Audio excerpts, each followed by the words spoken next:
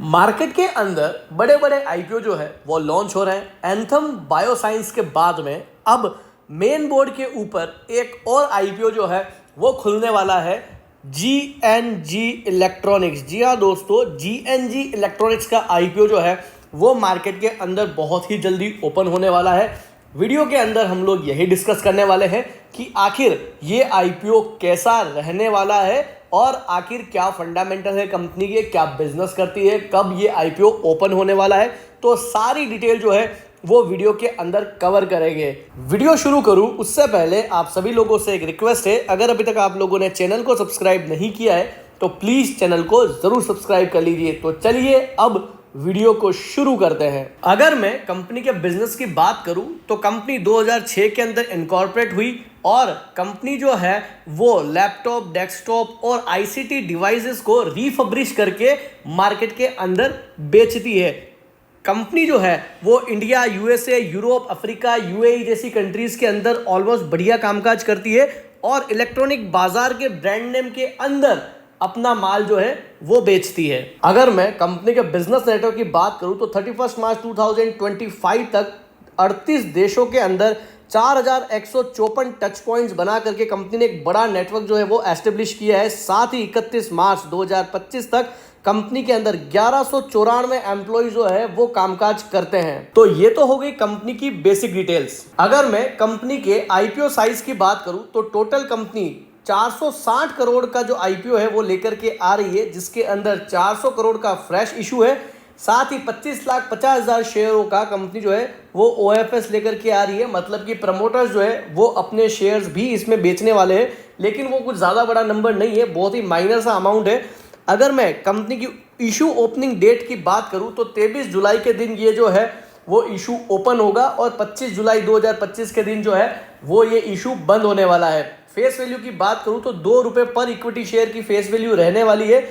साथ ही बीएसई और एनएसई दोनों पर ये शेयर जो है लिस्ट होने वाला है। अगर मैं कोटास की बात करूं तो रिटेल कोटा रहने वाला है 35% का, क्यूआईबी कोटा रहने वाला है 50% का और एनआईआई कोटा जो है वो रहने वाला है मात्र 15% का। अब अगर मैं कंपनी के फंडामेंटल्स की बात करूं और फाइनेंशियल्स की बात करूं तो 2022 के अंदर कंपनी का रेवेन्यू था 521 करोड़ का और पैट था 21.77 करोड़ का। वहीं अगर 2023 की बात करूं तो रेवेन्यू बढ़ के हो जाता है 662 करोड़ रुपीस का और पैट निकल के आता है लगभग 32 करोड़ का। 2024 के अंदर रेवेन्यू रहा 1143 करोड़ का और पैट निकल के आया 5200 करोड़ का। 2025 के अंदर रेवेन्यू हो जाता है 1420 करोड़ का और पैट निकल करके आया है 69 करोड़ का। तो पिछले 4 सालों से लगातार कंपनी प्रॉफिट के अंदर है। अगर मैं एसेट की बात करूं तो वहां पर भी हमें बढ़िया इंक्रीमेंट देखने को मिला है। 2022 के अंदर 194 करोड़ की एसेट थी जो 2025 में बढ़कर हो जाती है 719 करोड़ की। अगर मैं बेसिक रेशियोज अगर मैं देखूं तो कंपनी का रिटर्न ऑन इक्विटी है लगभग 30% के आसपास। वहीं रिटर्न ऑन कैपिटल एम्प्लॉयड जो है वो है लगभग 17% के आसपास का। एबिटा की अगर मैं बात करूं तो एबिटा मार्जिन है लगभग 9% के आसपास का और प्रॉफिट मार्जिन जो है, प्रॉफिट आफ्टर टैक्स, वो है लगभग 5% के आसपास का। डेट इक्विटी रेशियो है कंपनी का 1.92। वहीं अगर मैं ईपीएस की बात करूं तो 7.09 जो है वो कंपनी का ईपीएस है। नेक्स्ट अगर हम लोग ये देखें कि आखिर कंपनी आईपीओ क्यों लेकर के आ रही है और इस फंड का यूटिलाइजेशन कंपनी कहां करेगी, तो कंपनी ने यह बताया है कि कंपनी की जो एग्जिस्टिंग बोरोविंग्स है उनको रीपे करने के लिए इस पैसे का इस्तेमाल करेगी, जिसमें 320 करोड़ जो है वो लोन को चुकाने के लिए इस्तेमाल करेगी और बाकी जो दूसरा अमाउंट, जो रिमेनिंग अमाउंट रहेगा वो दूसरे पर्पस के लिए वो कंपनी जो है इस्तेमाल करने वाली है। नेक्स्ट अगर मैं डेट शेड्यूल की बात करूं तो आईपीओ 23 जुलाई के दिन ओपन होने वाला है और 25 जुलाई 2025 के दिन क्लोज होने वाला है। बेसिस ऑफ अलॉटमेंट जो है वो फाइनली 28 जुलाई के दिन फाइनलाइज हो जाएगा। रिफंड्स जो है वो 29 जुलाई के दिन इनिशिएट कर दिए जाएंगे। जिन्हें भी शेयर अलॉट हुए हैं उनके डीमेट अकाउंट के अंदर 29 जुलाई के दिन शेयर्स क्रेडिट कर दिए जाएंगे और फाइनली 30 जुलाई के दिन आईपीओ जो है वो बीएससी और एनएससी के ऊपर लिस्ट हो जाएगा। नेक्स्ट अगर मैं लॉट साइज की बात करूं तो रिटेल कोटा में अप्लाई करने के लिए आपको 14,931 रुपए की जरूरत पड़ेगी, जिसके अंदर आपको 63 शेयर्स जो है वो अलॉट होंगे।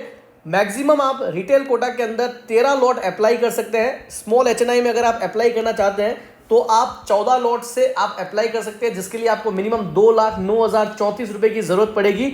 और अगर आप बिग एचएनआई के अंदर अप्लाई करना चाहते हैं तो मिनिमम आपको 67 लॉट के लिए अप्लाई करना होगा, जिसके लिए आपको 10,03,77 रुपए की नीड पड़ने वाली है।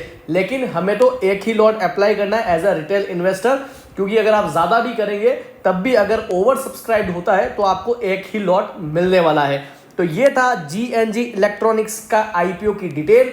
वीडियो अगर आप लोगों को इन्फॉर्मेटिव लगी हो तो वीडियो को जरूर लाइक करें, चैनल को जरूर सब्सक्राइब करें, साथ ही कमेंट करके बताएं कि क्या आप इस IPO के अंदर पैसा लगाने वाले हैं या अवॉइड करने वाले हैं। Thank you.